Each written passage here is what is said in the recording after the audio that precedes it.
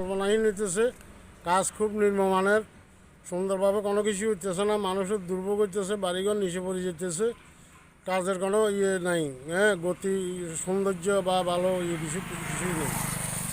কোন থেকে কোন রাস্তা? এটা হইলো জোলাইবাড়ি থেকে বিলোনিয়া চেকপোস্ট পর্যন্ত।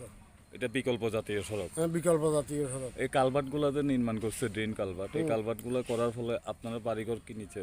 হ্যাঁ, খুব নিচে পড়ে যায়, আমাদের খুব কষ্ট হইব, ইয়েতে হওয়াইতে হইব, কষ্টে যাইতে হইব।